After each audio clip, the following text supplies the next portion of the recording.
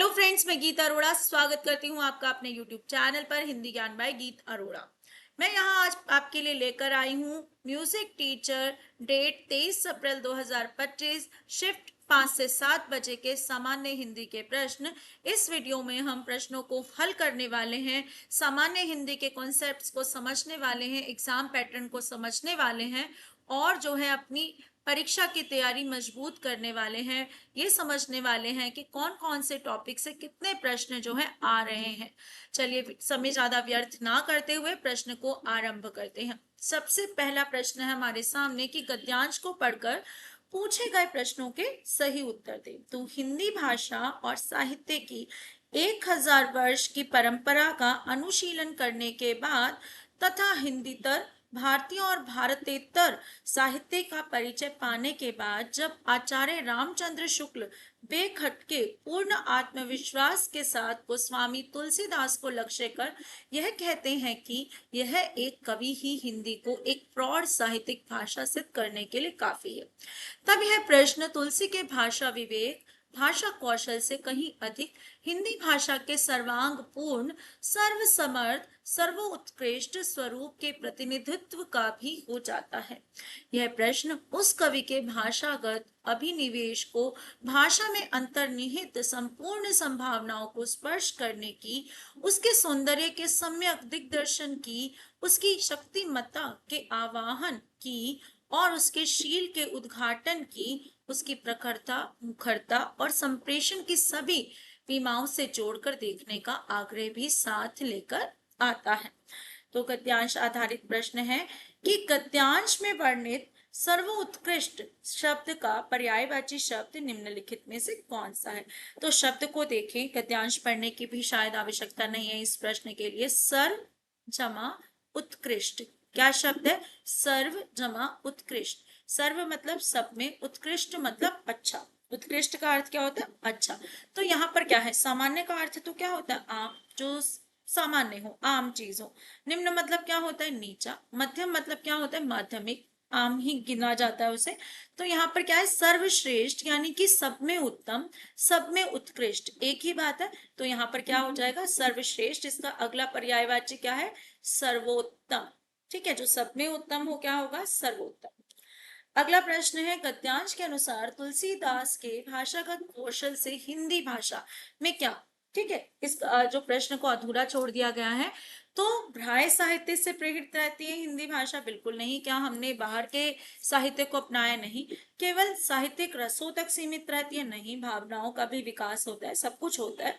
सर्वसमर्थ सर्वोत्तम सर्वांग पूर्ण स्वरूप का प्रतिनिधित्व करती है हिंदी। हाँ, ये हमने गद्यांश में पढ़ा है।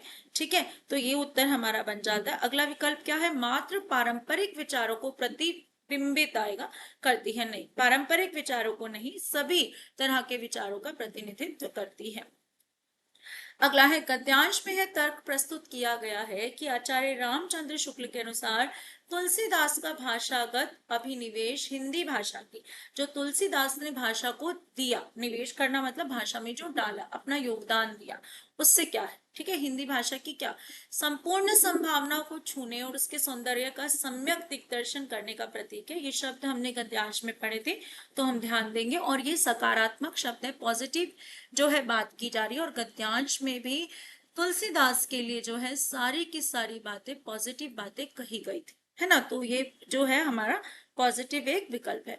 केवल साहित्यिक प्रयोगों तक सीमित है, केवल लगते ही कैसा इम्पैक्ट पड़ रहा है? नेगेटिव पड़ रहा है, तो ये तो नहीं है। सिर्फ इतना नहीं, हिंदी साहित्य बहुत समृद्ध साहित्य है। सीमित प्रयोगशीलता का परिचय क्या? फिर से सीमित और केवल, क्या ये बंधा हुआ है? नहीं। जो हमारा हिंदी साहित्य है वो कैसा है? जो सब चीजों को छूता है। आधुनिक शब्दावली से परे है? बिल्कुल नहीं। आधुनिक शब्दावली क्या आज के समय की वोकैबुलरी नहीं है? बिल्कुल गलत। तो सही विकल्प क्या बन जाता है? जो सकारात्मक भी है और हमने गद्यांश में भी पढ़ा है। अगला है, गद्यांश में प्रयुक्त पूर्ण आत्मविश्वास शब्द के विलोम के शब्द के रूप में निम्नलिखित में से कौन सा उपयुक्त रहेगा? देखो, अब यहाँ पर की है एग्जामिनर ने चालाकी। अगर मैं पूछूं आत्मविश्वास का जो है विलोम क्या होगा, तो आत्मविश्वास का विलोम होता है हमारा संदेह, ठीक है, ये जो डाउटफुल हो, ठीक है, जिसमें हमें संदेह हो रहा हो। अब हमसे पूछा है पूर्ण आत्मविश्वास का विलोम। हमें कुछ नहीं करना, हमें ये नहीं देखना। आत्मविश्वास आत्मविश्वास भी रहेगा और सभी विकल्पों में भी दिया है। हमें सिर्फ किसका विलोम ढूंढना है? पूर्ण का। और वो क्या है? अपूर्ण आत्मविश्वास। पूर्ण आत्मविश्वास नहीं है तो कैसा होगा? अपूर्ण होगा। अगला है गद्यांश के अनुसार इसका उपयुक्त शीर्षक क्या हो सकता है? इस गद्यांश का उपयुक्त शीर्षक हो सकता है, क्या तुलसीदास की कवितात्मक प्रवृत्ति के बारे में बताया गया है केवल? क्या हिंदी भाषा के सर्वांग पूर्ण स्वरूप का अभिविन्यास किया गया है? क्या उसके बारे में बताया गया है?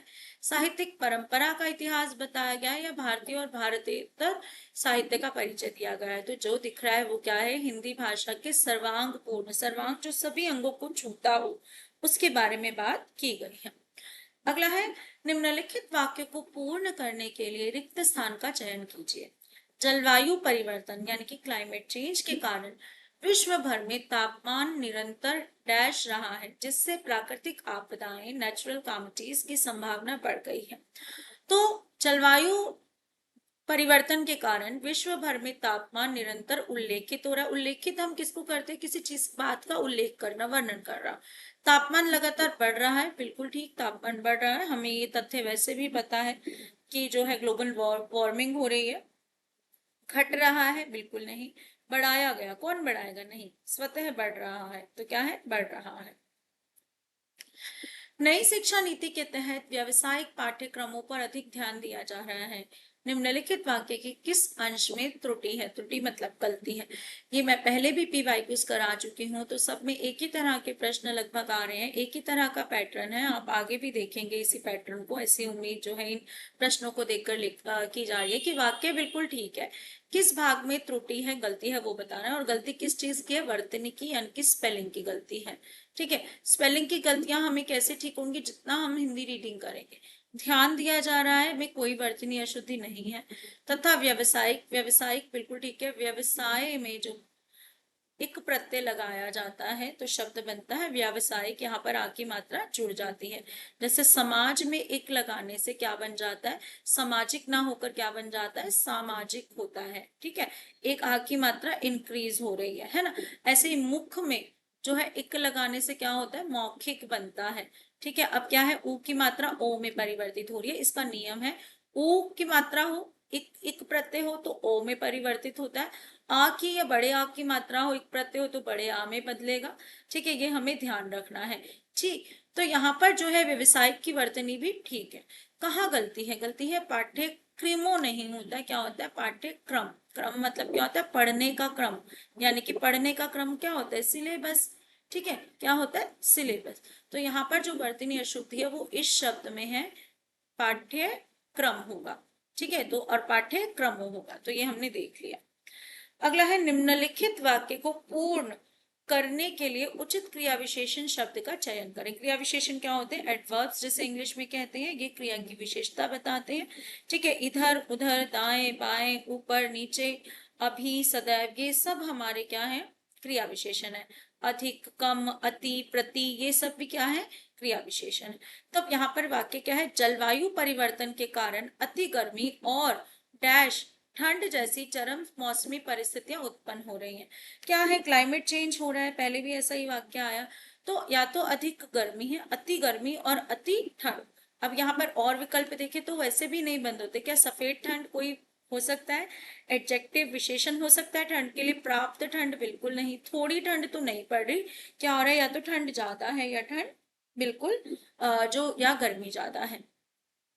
अगला है आम का पर्यायवाची क्या है? आम, यहाँ पर कौन से आम की बात हो रही है? साधारण की बात नहीं हो रही है यहाँ पे, क्योंकि एक भी नहीं है आम। यहाँ पर आम की बात हो रही है, फल की बात हो रही है। ठीक है, अच्छा पुलो मजा क्या होता है? देखते हैं। पुलो मजा आपको पता होगा, एक जो है राजा थे पुलो, उनकी बेटी कौन है? पुलोम जा। जा मतलब जन्म। ठीक है, पुलोम जा। जा मतलब क्या होता है? जन्म, जन्म लेने वाला। जैसे अनुजा जो बाद में जन्म ले, उसे क्या कहते हैं? अनुजा। तो जा क्या बताता है? जन्म लेने वाली, फीमेल के लिए बताता है।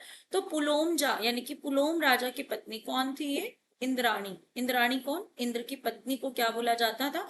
पुलोम जा। क्यों? क्योंकि किसकी बेटी है? पुलोम की बेटी है। ठीक है, ये हमें ध्यान रखना है। ऐसे ही केकी किसे बोला जाता है? केकी बोला जाता है मोर को। अमेय क्या होता है? अमेय बोला जाता है अमृत को। ठीक है। अति सौरभ, सौरभ मतलब क्या होता है? सुगंध। अति मतलब बहुत है। आप आजकल आम वैसे भी है, आमों का सीजन, आप देखिए कि आमों की दुकान के पास से, रेहड़ी के पास से गुजरे तो बहुत अच्छी सी महक आती है। तो इसीलिए जो है आमों का एक नाम क्या है? अति सौरभ, कि जिसमें अति खुशबू हो, अति सौरभ हो। ठीक है, तो एक नाम क्या है? अति सौरभ। वैसे इसे रसाल भी कहते हैं, है ना, जिसमें रस खूब ज्यादा हो। एकत्र का विलोम क्या है? एकत्र का अर्थ क्या होता है? इकट्ठा करना। ठीक है, इकट्ठा करना होता है एकत्र का। प्रसिद्ध क्या होता है बताओ? प्रसिद्ध का अर्थ होता है ख्याति प्राप्त, जिसमें बहुत फेमस हो जाए, यश को प्राप्त। संवेद क्या होता है? साम लिया, सब कुछ इकट्ठे कर लिया, तो ये भी क्या है? एकत्र का ही पर्यायवाची है। संग्रहित करना भी एकत्र है, तो क्या बचा? विकीर्ण। ठीक है, विकीर्ण मतलब फैलना। इसको हम किस लिए भी इस्तेमाल करते हैं? जैसे सूर्य की किरणें विकीर्ण हो रही हैं, यानी कि फैल रही हैं। तो हमारा उत्तर क्या बन जाता है? विकल्प एक। अगला है, इतिहास में सबसे प्राचीन वेद विश्व सभ्यता के ग्रंथ हैं। उपयुक्त वाक्य का उचित क्रम बताइए। ठीक है, उचित क्रम बताना है शब्दों का। इतिहास में सबसे प्राचीन वेद विश्व सभ्यता के ग्रंथ हैं, तो यहाँ पर नहीं है। किसके बारे में बात हो रही है? देखो, सबसे पहले बात हो लग रही है वेदों के बारे में बात हो रही है। कैसे हैं ये प्राचीन ग्रंथ है ना?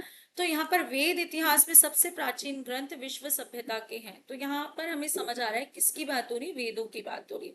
के इतिहास में ये तो बिल्कुल ही नहीं, के से तो वाक्य शुरू नहीं हो सकता। वेद विश्व सभ्यता के इतिहास में सबसे प्राचीन ग्रंथ है। ग्रंथ के लिए क्या लगाया? प्राचीन। ठीक है, विश्व सभ्यता, आपस में सभ्यता कौन सी? विश्व। ठीक है, सभ्यता के इतिहास में सबसे प्राचीन ग्रंथ है वेद विश्व, तो ये भी गलत है। तो सही क्या है हमारा? तीसरा विकल्प। खाक छानना, वह तो आजकल खाक छान रहा है, इस मुहावरे का अर्थ बताइए। खाक छानना मतलब जिसके पास कोई काम नहीं है, जो लगातार क्या कर रहा है? भटक रहा है, उसे क्या बोलते हैं? खाक छानना। अगला है, निम्नलिखित में से कौन सा विकल्प अनेकार्थी शब्द जलज का अर्थ नहीं है? अब ये जो है, ये मैं पहले भी कई बार वीडियोस में बता चुकी हूँ। अभी मैंने जा बताया था, फीमेल जो जन्म लेगी उसके लिए जा बताते हैं। केवल जा का अर्थ होता है जन्म लेने वाला, जो जल में जन्म ले, जलज। मुख्यतः ये जो किसके लिए फेमस है? कमल के लिए फेमस है। ठीक है, अधिकतर रूढ़ है, ये किसके लिए रूढ़ है? किसके लिए फिक्स है? कमल के लिए। लेकिन जलज का अर्थ क्या होता है? जो कोई भी जल में जन्म ले उसे हम जलज कहते हैं, लेकिन रूढ़ किसके लिए? कमल के लिए। लेकिन कुछ ऐसे शब्द हैं जिनको हम जलज के अर्थ में लेते हैं। वैसे तो जल में जन्म लेने वाला प्रत्येक प्राणी, चाहे वो ऑक्टोपस हो, उसको हम जलज बोलेंगे तो गलत नहीं कह सकते, क्योंकि वो जल में ही उत्पन्न होता है। लेकिन ऐसे भी कुछ शब्द हैं जिनको हमने क्या कर दिया? रूढ़ कर दिया कि इनको जलज कह सकते हैं। देखो, शंख है, शंख जल में जन्म लेता है ना, शंख, तो ये भी जलज कहलाएगा। कमल, ये तो बता ही दिया, कमल जो है जलज का पर्यायवाची है। मोती कहाँ उत्पन्न होता है? जल में उत्पन्न होता है। ये तीनों तो है, लेकिन दूध क्या जल में उत्पन्न लेता है?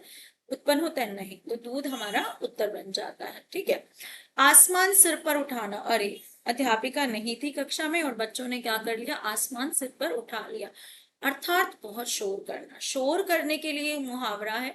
मुहावरा कभी भी जो बोला जाता है वो अर्थ ना देकर विशेष अर्थ देता है। ठीक है, अगला है यहाँ पर, निम्नलिखित वाक्य लिख के लिए सार्थक शब्द का चयन करें। किन्हीं घटनाओं का कालक्रम से किया गया वृत्त। घटनाएं हैं, ठीक है, जैसे इतिवृत्त। इति कालक्रम क्या होता है? काल का क्रम बताना, क्रमानुसार, क्रम के अनुसार, सीरियल ऑर्डर हो गया। ठीक है, उसे क्या बोलते हैं? क्रमानुसार हो गया। वृत्तानुसार क्या हो गया? वृत्त के अनुसार हो गया। लेकिन इतिवृत्त शब्द जो है वो किसके लिए होता है? काल क्रम से किया गया वर्णन क्या कहलाता है? इतिवृत्त। जैसे द्विवेदी हो गए हिंदी साहित्य का, उसकी ये प्रधानता रही है, उसकी एक विशेषता रही है, बार बार पूछी जाती है। इतिवृत्तात्मकता किस काल की जो है विशेषता है? तो वो क्या है? द्विवेदी युग की। अगला प्रश्न है हमारा, रेखांकित वर्तनी के शुद्ध रूप का चयन करें। उपनिषदों में ब्रह्म को सृष्टि का मूल स्रोत बताया जाता है। तो रेखांकित शब्द हमारा ये वाला था। कुछ शब्द मैंने यहाँ हैंड रिटन लिखे हैं, क्योंकि टाइपिंग में जो है ये बन ही नहीं रहे थे। ठीक है, कारण क्या था? ये वर्तनियां आती ही नहीं है, शुद्ध नहीं है। ठीक है, भ्रम, भ्रम की जो शुद्ध वर्तनी है वो कौन सी है? ब के नीचे पदेन रा, हा के नीचे हलंत और माँ। अब हा के नीचे हलंत जब टाइपिंग लिखते हैं तो ये किसके साथ जुड़ा है? जो इसका ये गोल सर्कल है, ये इसके साथ जुड़ा हुआ दिखाई देता है। ठीक है, यहाँ पर कैसा दिखाई दे रहा है? हा पूरा। लेकिन हमें कैसा हा चाहिए होता है भ्रम में? हलंत वाला। ठीक है, अब हलंत वाला हा जो है कैसे दिखेगा टाइपिंग में? हमें सीधा। ठीक है, कैसा दिखेगा? सीधा। तो ये बात ध्यान रखना। तो सही वर्तनी कौन सी है हमारी? पहली। अगला है वेद सामवेद को रखा जाता त्रयी ऋग्वेद के साथ यजुर्वेद और है। उपयुक्त वाक्य में उचित क्रम का निर्धारण कीजिए। ऋग्वेद के साथ यजुर्वेद और सामवेद को रखा जाता है, वेद त्रयी में जाता है, तो यहाँ पर तो 2 बार क्रियाएं आ रही है, समझ नहीं आ रहा। साथ यजुर्वेद और वेद त्रयी में ऋग्वेद के सामवेद को रखा जाता है, बिल्कुल गलत, ये भी नहीं है। वेद त्रयी में सामवेद को रखा जाता है ऋग्वेद के साथ और यजुर्वेद है, बिल्कुल सेंस नहीं बन रही, सेंस बननी चाहिए ना। यहाँ पर क्या है, वेद त्रयी में ऋग्वेद के साथ यजुर्वेद और सामवेद को रखा जाता है। त्रयी मतलब क्या होता है, 3, जैसे हम कहते हैं कवि त्रयी, 3 कवियों के नाम हो गए, ठीक है। ऐसे ही जो है वृद्ध त्रयी होता है, बड़े त्रयी, है ना, ऐसे बोला जाता है। ऐसे ही वेद, 3 मुख्य वेदों की जब बात करें, वेद त्रयी उनको नाम दे दिया गया, तो उसमें ऋग्वेद के साथ यजुर्वेद और सामवेद को भी रखा जाता है। अगला है हमारे पास जो चोरी छिपे माल लाता हो और ले जाता हो, क्या बोलते हैं उसको, जो चोरी छिपे माल, तस्करी करना, है ना। विक्रेता तो सामान को बेचता है, कोई भी सामान जो विक्रेता हो उसे बेचे, उसे क्या कहेंगे, विक्रेता। जैसे सेलिंग प्राइस होता है विक्रय मूल्य, ठीक है, तो सेल करने वाला क्या कहलाता है, विक्रेता। व्यापारी कौन होता है, जो किसी चीज का व्यापार करे। उद्योगी कौन होता है, जो उद्योग चलाए। तस्कर कौन होता है, जो चोरी छिपे जो है किसी माल को लाए और ले जाए। तस्करी करना, आपने कई बार खबरों में सुना होगा, तस्करी करते हुए पकड़े गए, है ना। हाथी के दांतों की तस्करी करते हुए पकड़े गए, जो काम चोरी छिपे। सोने की तस्करी करते हुए पकड़े गए। तो तस्कर मतलब जो चोरी छिपे माल को लाता ले जाता हो। चोर मतलब क्या होता है, चोर मतलब तो कोई भी चोरी करना, ठीक है। अगला है निम्नलिखित वाक्य को पूर्ण करने के लिए सही कारक का चयन कीजिए। कारक मतलब विभक्ति चिन्ह, ठीक है। जैसे कर्ता ने कर्म को करण से संप्रदान के लिए अपादान से संबंध का के की रा रे री अधिकरण में पर संबोधन हे अवे। उनमें से एक कारक चिन्ह हमें यहाँ लगाना है। लोकतंत्र में प्रत्येक व्यक्ति डैश अपने विचार व्यक्त करने की स्वतंत्रता होती है। तो लोकतंत्र में प्रत्येक व्यक्ति में, व्यक्ति के अंदर की तो बात नहीं की जा रही, किसकी बात कर रही है, लोकतंत्र में, तो मैं तो ऑलरेडी लगा है। लोकतंत्र में प्रत्येक व्यक्ति ने अपने विचार प्रकट किए हैं, तब तो हो जाता नहीं, लेकिन यहाँ पर क्या है, लोकतंत्र में प्रत्येक व्यक्ति को, क्या उत्तर होगा, को, से नहीं हो सकता, क्योंकि व्यक्ति के द्वारा विचार प्रकट करने की बात नहीं की जा रही है। अगला है शूद्र का अनेकार्थिक। शूद्र मतलब होता है नीच, गरीब, है ना। अब इनमें से देखो, अंगूठी नीच नहीं होती, अक्षर नीच नहीं होते, कौन होता है नीच, जो बहुत कंजूस हो, ठीक है। नक्षत्र क्या है, हमारे तारे, तो नीच किसे कहा जाता है, जो बहुत कंजूस हो, ठीक है। तो क्या माना जाता है उसे, शूद्र का अनेकार्थक माना जाता है। उम्मीद की बच्चे आपको क्लास बहुत पसंद आई होगी। कमेंट में लिखकर जरूर बताइएगा कि आपको क्लासेस कैसी लग रही हैं, और लाइक शेयर करना मत भूलिएगा। ज्यादा से ज्यादा लाइक कीजिए, ज्यादा से ज्यादा शेयर कीजिए, ताकि जो है मुझे भी मोटिवेशन मिलता रहे डेली जो है आपके लिए अच्छे अच्छे वीडियोस लाने का। Thank you.